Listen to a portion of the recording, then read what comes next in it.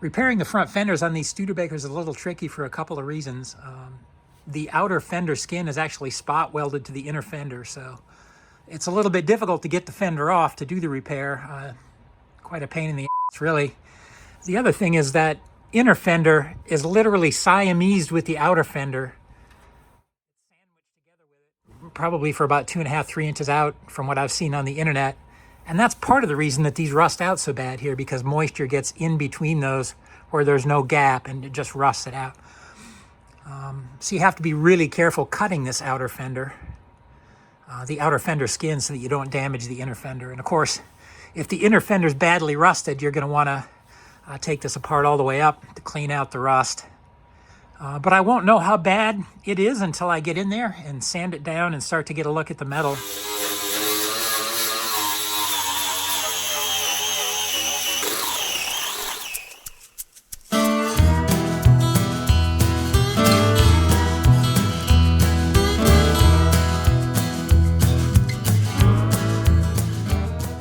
It's pretty much a worst case scenario.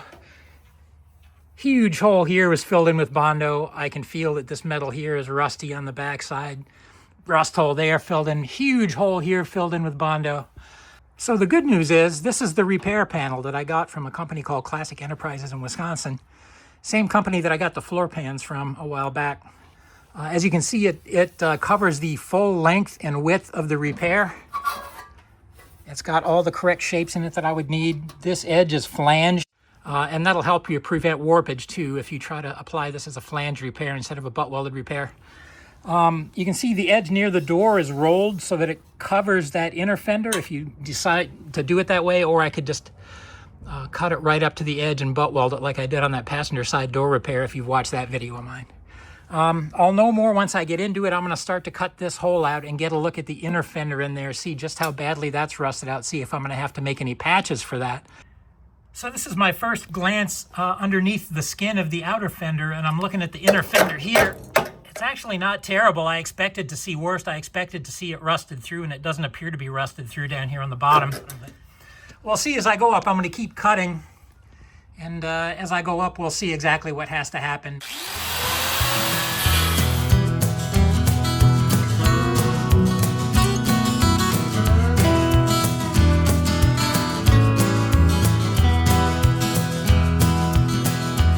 So I've got it opened up from the bottom all the way up to where the stainless steel trim goes.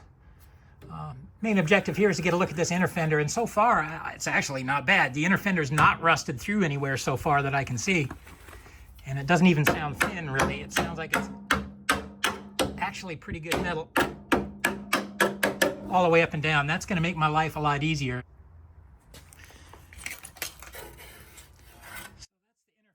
You can see there's a couple of spots where I gouged it. I'll weld those back up before I put this back together and close it up. All in all, I don't think I need to take the fender off the car. I think I can do what I need to do with the fender still on the car, so that's going to save me quite a bit of time there. I've got my repair piece in hand here, and I'm just looking it over really good, making sure I understand what my options are. That involves measuring. I started measuring this rolled edge here. This is the edge that faces the door. And you can see that's a little more than 1/2 of an inch, just about 9/16 of an inch, something like that. That actually means that I can take up to 1/8 of an inch, maybe even a little bit more, off of this inner fender here, and then slip the rolled edge of the repair piece underneath that. That's actually a pretty attractive option because it means I don't have to weld it. Not having to weld it means that there's no chance to warp it. All right, I got the edge of the inner fender trimmed about 1/8 of an inch all the way down. This piece here that I'm removing is the folded over bit of the outer skin of the original fender outer skin. Once I get that off of there, I'll try to test fit the replacement piece. I ended up taking the door off. I think realistically that's probably the only way to do this. I'll just have to be really careful of those door gaps and test fit the door before I weld anything on there. So with the door off the car, there's the rough fit of the piece on the car. And I do say rough fit. The rolled edge of the replacement part, it did fit over the lip of the inner fender like I was hoping it to, so that part worked out great. I'm generally pleased with the shape. I'm pleased with this crease here and the shape of the fender down here. I'm not as pleased with it at the top of the fender. It doesn't quite curve at the same radius as the fender itself. It's close, but you can see there's two lines here where it bends at a little bit tighter radius and then a little bit tighter radius. You can see where I've been tapping on it a little bit with a hammer and dolly, so I can improve it some before I weld it in, so I guess it'll be fine. Down here on the bottom, there's going to have to be a little modification too. This radius of this piece isn't quite correct down here. So there's the repair piece roughed into place with the door on the car. Very, very little door gap there at the bottom, so I think what I'm going to do is use this screw as a pivot and pivot the piece slightly forward on that screw, and we'll see what happens. Okay, so I did pivot that piece clockwise ever so slightly, pivoting on the screw here. It improved the door gap very, very slightly. And having done that, I can see the rest of it is going to have to be made up in door adjustment. This door needs to rotate that way, ever so slightly counterclockwise. So I played around with the door adjustment quite a bit. It took the better part of 45 minutes. And I now have a usable door gap. It's not ideal. It's much narrower here than it is up here or down here, but I'm really not sure what I can do about that, unfortunately. I may just very lightly take a grinder to the front edge of this door and the rear edge of this repair piece just to open that up ever so slightly. And the door's back off of the car. This repair panel is also going to come off of the car before I do the final installation. I've got two screws here, one in the top, one in the bottom. That'll help ensure that when the holes line up, I'll know that I have it back in exactly the same position I took it off in. I'm going to have to trim the fender skin a little bit, and that trim line is going to be exactly where this line is here. That'll allow me to use this flange on the repair piece to slip that underneath the repair skin and weld it up along the flange. Having that double layer there just kind of reduces the chances that you're going to have warpage.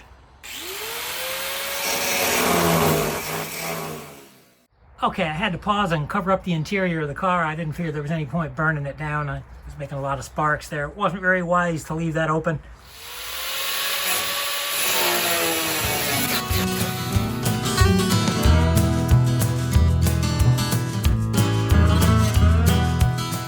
My wife's gonna kill me. I cut that whole thing without wearing my gloves. That was not safe.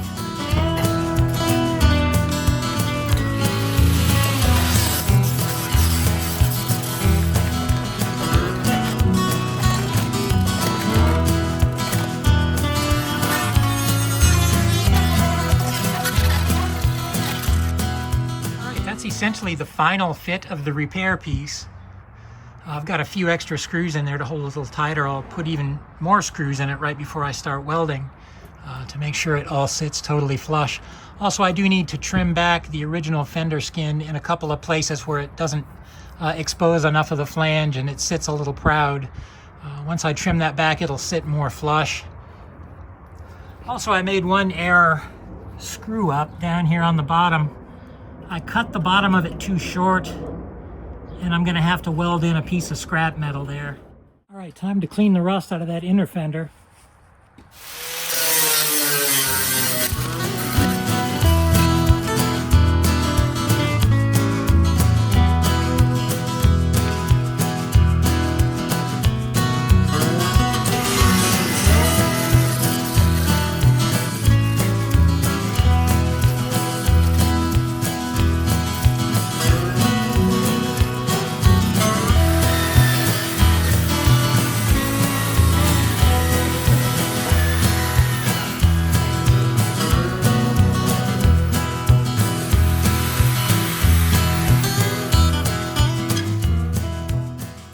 So I got the rust knocked down pretty good. It's not completely gone 100%. I could do some acid etch and get rid of the rest of it.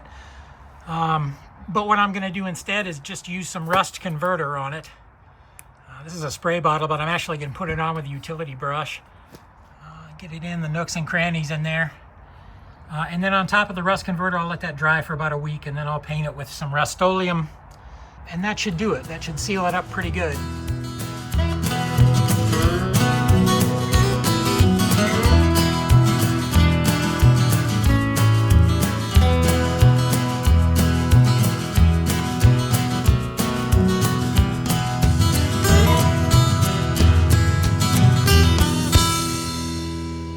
that I've got the piece cut and shaped to its final shape exactly as it's going to be installed in the car, I'm going to go ahead and put some primer on it.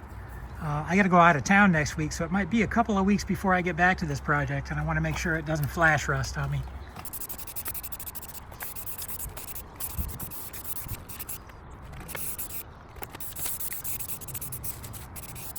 All right, that ought to do it. I think I got a run in it, but not a big deal. I'm going to be sanding it down anyways. That self-etching primer has dried, and I'm going to go ahead and put some Rust-Oleum on the back half of this, or back side of this, I should say, because I'm not going to be able to reach it once it's installed on the car.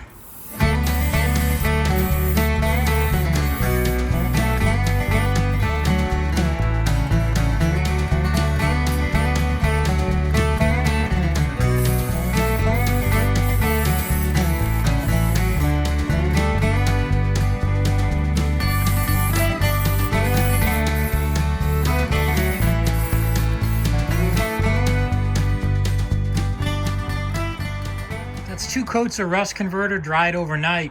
I'm going to go ahead and shoot some Rust-Oleum black on there.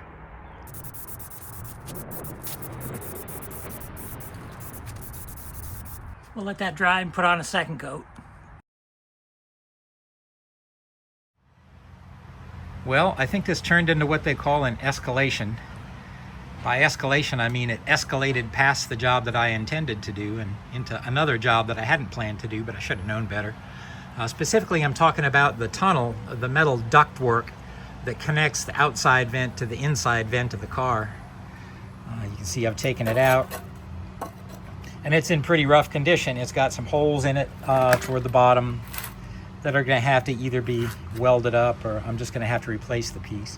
I'm going to get online with Studebaker International and the other Studebaker vendors and see if anybody carries this piece. If they do, I'm just going to go ahead and order it to save myself the time and hassle. If not, I'll do my best to patch the bits that need to be patched, and we'll clean it up, paint it, and install it. I did manage to get the wire wheel in there on the cowl side and on the fender side, sort of all the way around. Got all the old adhesive off there, all the old rubber seal off of there. Managed to knock down the rust and got it ready for some rust converter and some Rust-Oleum black. I went over everything with some rust converter with a utility brush, put a couple of coats on, let it dry overnight. Came out this morning, went back over it with some Rust-Oleum black spray paint. And should be enough to keep it from rusting, I think.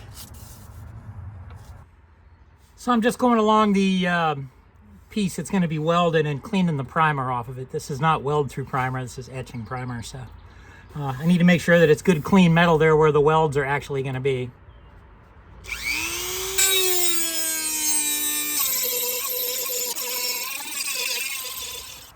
All right, I got the repair piece held in with a few screws and a few key places. That'll allow me to get my first tack welds in there.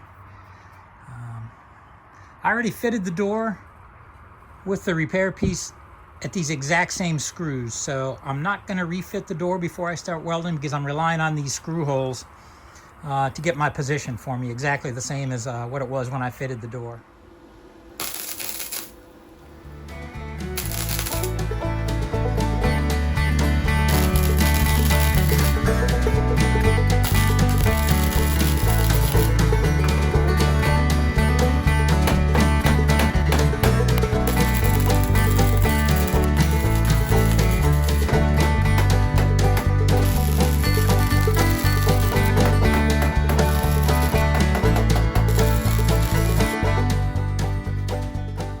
We got our first few tacks in there so far. I'm liking the way it's going together. I can't get a clamp on this part up here, so unfortunately I'm going to have to do that all with screws, which is kind of unfortunate. I'll make it work, but it's going to be a bigger pain in the neck. I was able to get a clamp in here. I still have to put some tacks in here with a clamp. So I've got tacks pretty much the entire length of the thing, and started stitching up here at the very top. I've got to put a couple extra screws in here before I do the final welding, just to bring a couple of places a little closer together. I wasn't able to use clamps up here. I was able to use clamps for much of this and much of this down here. I had to weld in, or excuse me, I had to fabricate a piece to go in here, and you can see I have to finish tacking that in down there, but that will fit just fine.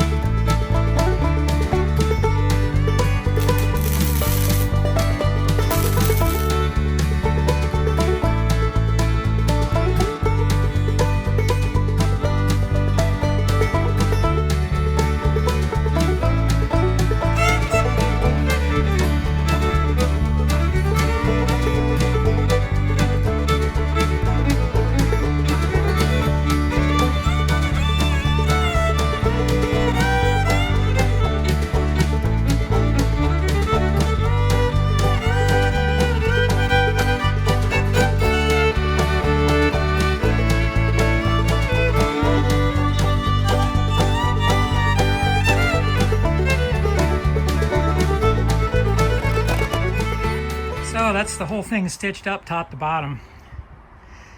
My welder started screwing up halfway through. It was acting like I wasn't getting a good ground, and it made for some shitty welds in there. I finally figured out what was wrong with the welder. The tip was just coming loose. Once I tightened it up, it was fine. I'll grind that down, see what I've got for pinholes in there. I got the welder back out and I welded up about a dozen pinholes, also a couple of screw holes I'd missed the first time around. So that should keep all the moisture out of there. The back side of the seam inside the fender is going to have seam sealer top to bottom, so that should keep all the moisture out of there. That's the objective. Next step here is to sort of feather in that paint, or feather out that paint with some 80 grit sandpaper. And then we're going to shoot self-etching primer on the whole thing. Let that cure, and after that cures, we're going to start the body work with the body filler, etc.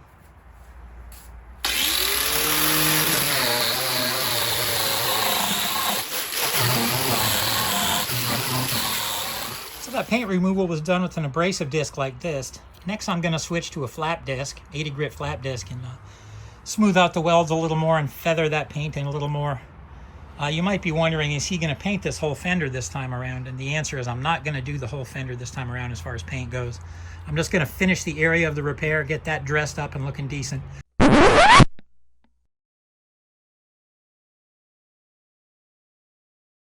Eventually one day I will paint the fender, eventually one day I will paint the whole car, but my objective is to not keep the car off the road for too long, for long periods of time. You tear something apart in a major way, it takes a long time to get back together, or maybe something happens to you and you don't get it back together and the car never gets back on the road. That's my big fear. I enjoy this car too much, drive it frequently, and so we're trying to do one little project at a time and then move on to the next little project.